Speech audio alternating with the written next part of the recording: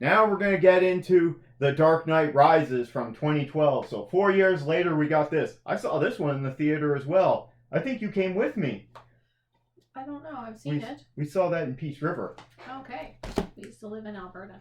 So Go this Peace one, River.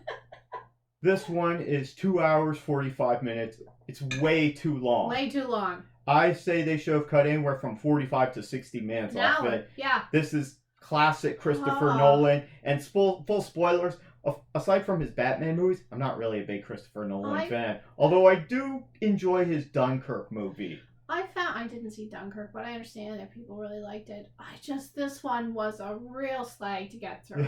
Yeah. I was like, is it almost over? Is it almost over? And then you like paused it at one point, and I was like, oh my god, we still have 45 minutes to go. You kept thinking as we were watching it that it was almost over, and I was like, I nope, it's not. It just keeps going. I think the idea is why it's so long is because it's trying to demonstrate the torture that the citizens and the cops go through. I think this is the reason why it's so long. Mm-hmm. It's like we know, say, the Second World War, we know how long it was and how people had toiled, but in this movie it's showing us that because, of course, this is a fake city. I think that's why it's so long. The whole city of Gotham City is taken hostage for like 3 months. It's really crazy. Bad. The one part about how all the cops are trapped in the tunnels, 3,000 cops, and they survive, I think that's dumb. Well, they don't all survive. A lot of them get killed. Yeah, no, but they've survived for months underground in the tunnels. Healthy. I mean, really? Well, people are trying to feed them.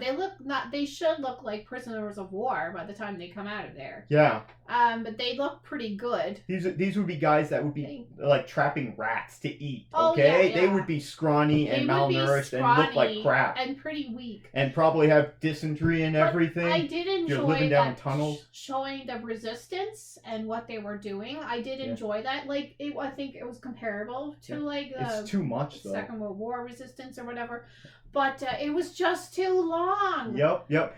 They in this movie they even added, going back to 2012, and because we've been getting these types of themes and references in movies for decades now, at least going back to the 90s, if not earlier. Yeah. This movie has themes about climate change and looking for the whole thing is that he's got green power, he's got a fusion reactor, so this is about clean energy. Well, and what do? Let's make it into a bomb. I was thinking that they need more of an ice age so that the river freezes better. So this is one of those movies where the villain, which is Bane, played by Tom Hardy, who's great, okay? That is the fabulous thing about that's the best Bane we've ever seen. Movie. The voice of Bane is absolutely fabulous. Through the mask, and he's got that self-marker. Is the only thing. I love Tom Hardy. Right in my ears. I'm deaf in one ear. I don't know. It goes in my head. But that saves the movie. The voice of Bane, basically, saves the film. Okay, really. Well, I mean, his size and the mask, and they don't get him to take off the mask. You see him only at one point in the mask, but it's a flashback. Darth Vader, like, yeah, and the fact that they don't take it off, that's great, because too many times in these, whether it be comic book movies or franchise or genre stuff, they're always ruining it by taking off the mask. I'm like, no, he's supposed to have the mask on all the time. And when it gets damaged, he gets really sick.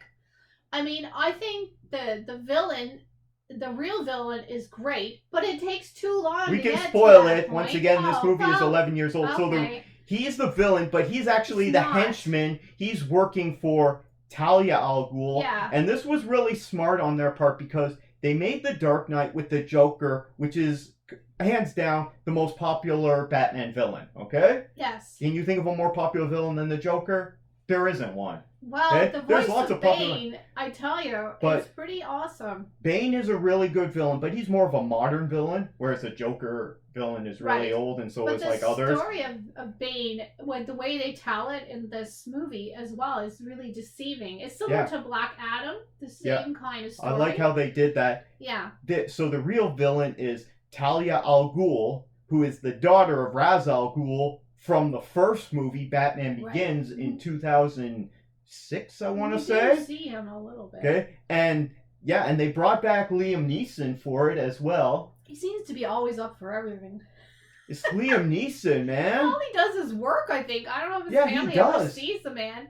He's always working, like the hardest working I don't guy. see a lot of his movies anymore because I'm kind of tapped out on them. But one thing you can say about Liam Neeson is even if you see one of his films now where he's just like going through they got these movies, they're kind of B movies, but whenever Liam Neeson shows up for one of these movies, he's there to work. He brings it. I think he's in his 70s now too. I mean, him and Pedro Pascal are everywhere. The two of them. Pedro Pascal is like following in his footsteps. Well, this is kind of the era of Pedro Pascal. Yeah, but Liam Neeson's always there. He's in everything. He puts his heart into it.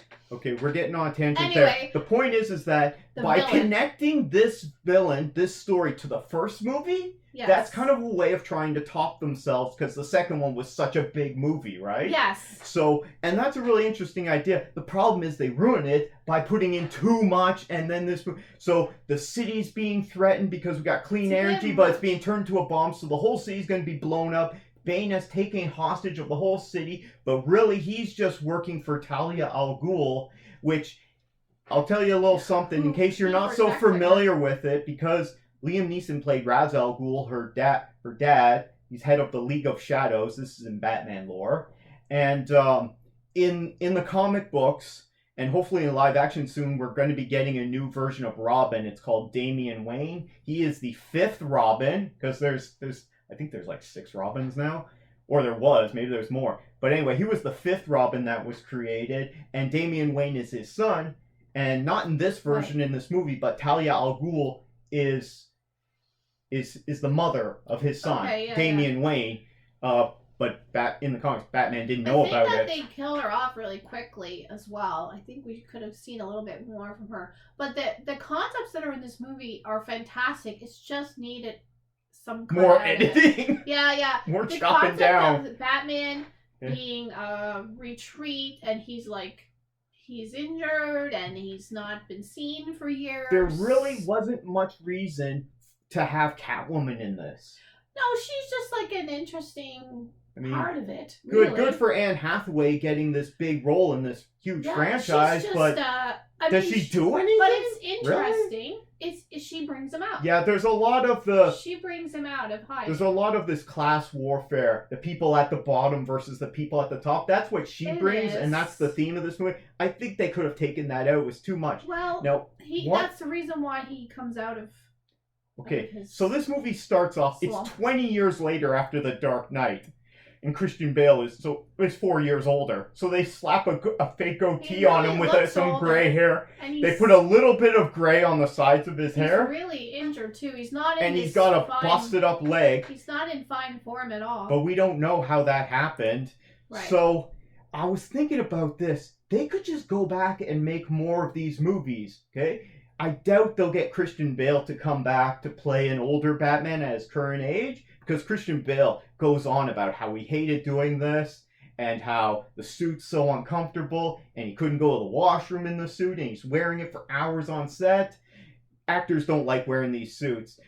And he also said he would never do another comic book movie, but then we just saw him in Thor: Love and Thunder as the villain. Well, not so bad with the makeup. He's good on things. Christopher Nolan is not going to come back to make any more of these movies with Warner Brothers because Christopher Nolan hates Warner Brothers now after the fiasco during the pandemic. I'm not going to get started into that. Well, but the thing is, I was thinking, let me just finish this. So if it's 20 years later, they could just make a couple more Batman movies after The Dark Knight. Okay, as a younger Batman, because they say in this movie the last confirmed sighting of the Batman was 20 years ago. So it doesn't have to be a confirmed sighting, right? He could be going after Two-Face for some reason because he got out of Arkham Asylum. Bring back Aaron Eckhart, recast someone as a younger Batman, but also they could. So if they could do movies from that timeline, they could also do movies after this. It's like bring back Joseph Gordon-Levitt because he's going to be the next Batman. Because apparently he's Robin in this universe. He doesn't play Dick Grayson or any of the other Robins from the comics. He's Detective Blake. Yeah. What's his first name again? Do you remember? I don't remember. But he's the Resistance, essentially. Yeah, so he's a cop, and he's good, but at the end of the movie, he's going to be the next Batman. So they could make a movie with him as Batman, and then suddenly, nope, Robin, you're not good enough to be Batman. Batman's got to come back and take over because you messed up. and Gotham City's not good. He's going to come out of retirement with Catwoman, and they could make more. Yeah, but the whole thing is to make 3 good movies that tie into each other that are good. Making more just invites the possibility of terribleness. You could say that for any sequel. I know, but that's the thing. You can only do so many. Having a trilogy is a really tight number, and if you can make those link into each other, that's great. And I think that, and I really enjoy them. This one was too long. This is my least enjoyable one, for sure. Is this worse or better than Batman Begins? This is worse in my mind. I just wanted it to be over. It just went on and on and on. Yeah. And maybe I just that one wanted it to be over. I would say, end of the day, this is probably the worst one for me as well of the Dark Knight trilogy. But I still give it a best movie ever. It's just you can't watch it very often because it's too goddamn long. I give it more of an 87. I would say, because I just wanted it to be over. It has great concepts in it, though. It has great plot stories, which I really enjoy, but it needed a chunk of it, or it needed to be 2 movies. I don't know, but it's just too long. I think they just put too much in. They should have cut it out. Well, that's our thoughts on The Dark Knight Rises from 2012. Did anyone else see this movie in the theater? What are your thoughts on it if you've seen it, or if you haven't? Watch it and let us know your thoughts on it. Does it still hold up today? Let us know your thoughts down in the comments below. Read them out in the next episode. Gargan can talk about Batman all day. Yeah, I don't...